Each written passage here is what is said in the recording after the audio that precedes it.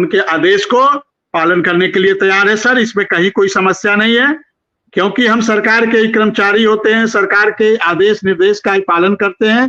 सरकार जो आदेश देती है, सरकार जो निर्देश देती है, उस आदेश को और निर्देश को हम शिरोधार्य करके बेसिक शिक्षा विभाग कैसे आगे बढ़े, ये संकल्प लेकर हम लोग अपने विद्यालय में मेहनत करते हैं सर। और लगातार ये प्रयास हम लोग का चल रहा है। कल अंतिम निर्विद्यालय है, इसके बाद 5 दिन की छुट्टी हो जाएगी संडे तक, फिर मंडे से विद्यालय खुलेगा। कल हम अपने विद्यालय में हमने कार्यक्रम भी रखा है सर, एक दिया शिक्षा के नाम। मैं प्रत्येक साल इस कार्यक्रम को करता हूं धनतेरस के दिन। एक दिया शिक्षा के नाम, अशिक्षा रूपी रावण को भगाना है और शिक्षा रूपी राम को लाना है सर। ये हमारा कल के कार्यक्रम का मोटो है। कुछ अच्छा करते रहिए शिक्षा विभाग को, और शिक्षक हो आप। बात अलग है कि हम भाषा में चाहे अनुदेशक कह दें, शिक्षा मित्र कह दें, जो काम शिक्षक करता है वही तो अनुदेशक और शिक्षा मित्र करता है।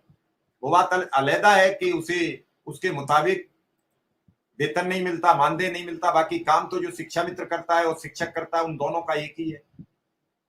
बार बार इसी बात पर बहस हो जाती है कभी कभी के शिक्षा मित्र को स्कूल में मौजूद शिक्षक स्टाफ भी ज्यादातर जगह बड़ी हे दृष्टि से देखता है। उसे लगता है कि मुझे 1 लाख रुपया मिलता है, अनुदेशक शिक्षा मित्र को 9,000 10,000 रुपया मिलता है, और उसका जो बातचीत का लहजा होता है वो बताता है कि हम अच्छे हैं, हम बढ़िया हैं, हम पैसे वाले हैं, और आप घटिया हो, आप कुछ नहीं हो।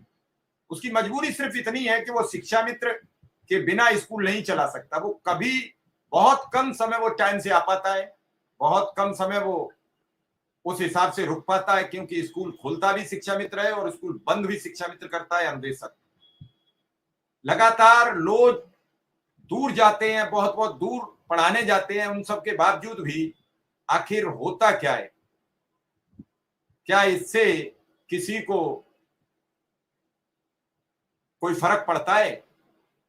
क्या कभी किसी ने ये सोचा कि पढ़ाने वाले शिक्षा मित्र और शिक्षक दोनों एक ही परिवार से हैं, दोनों शिक्षण कार्य करते हैं, दोनों उसी विद्यालय में बैठ के, उसी प्राइमरी स्कूल के गेट के अंदर दोनों बैठे हैं और दोनों पढ़ाते हैं, और फिर उसके बावजूद उसे उस दृष्टि से नहीं देखते? क्योंकि उसे जब गांव में उसे सम्मान की बात आती है तो उसे शिक्षा मित्र गांव के लोग भी बताते हैं, और जब कोई वैसी बात आती है तो कहते हैं चलो मास्टर साहब के पास चलो, मास्टर साहब के पास चलो, और जब कोई बात आती है आर्थिक तो उसे बताया जाता है शिक्षा मित्र है। उसके परिवार में जब कोई शादी आती है तो गांव वाले बताने लगते हैं वो तो शिक्षा मित्र है, वही 7-8 हजार रुपए मिलते हैं, और जब उसका सम्मान करना होता है तो बताते हैं वो शिक्षक है, वो पढ़ाता है, वो स्कूल में रहता है। ये जो बीच का दायरा है, ये जो सामाजिक कुरीतियां हैं, इन्होंने हमारे आपसी रिश्ते, आपसी सद्भाव, आपसी प्यार, आपसी भाईचारा काफी बदल दिया। अगर शिक्षा मित्र नहीं होता तो उस समय जो बड़ी तादाद में, हजारों की तादाद में जो प्राइमरी स्कूल बंद हुए थे वो आज भी बंद हो जाते।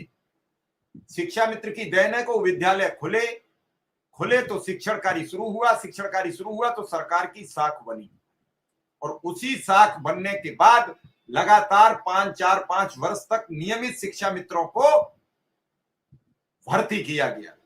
और आज उसी शिक्षा मित्र की वजह से धीरे धीरे जब रिटायरमेंट का मौसम आ रहा है तो सरकार जानती है बिना शिक्षा मित्र के मेरे स्कूल बंद हो जाएंगे, उससे पहले एनजीओज की चर्चा होने लगती है, उससे पहले एनजीओज के बारे में बातचीतें आने लगती हैं। तो ये सब क्या है? ये सब एक प्रोग्रामिंग है। जैसे कंप्यूटर में प्रोग्रामिंग पड़ी होती है कि आप जिस बटन को क्लिक करते हो उसी के माकूल सारी वेबसाइट, फाइलें सब खुल के आ जाती है। ये एक प्रोग्रामिंग होती है, प्रोग्रामिंग तय कर देती है। लगातार हमारे दर्शक हमें लिखते हैं, जो जीवन दिया है वही आहार देगा, जिसने हमें जन्म दिया है वही हमारे खाने पीने को भोजन देगा। ये बात तय है, लेकिन हमें प्रयास करना पड़ता है। खाना खाने के लिए भी हमें हाथ चलाना पड़ता है, बात करने के लिए भी हमें प्रयास करना पड़ता है। ये सारे प्रोग्रामिंग जब तक, आवाज नहीं आ रही? विक्रम सिंह, आपकी आवाज नहीं आ रही सर, आवाज नहीं आ रही आपकी। आवाज आ रही है? आपके में गड़बड़ हो रही होगी।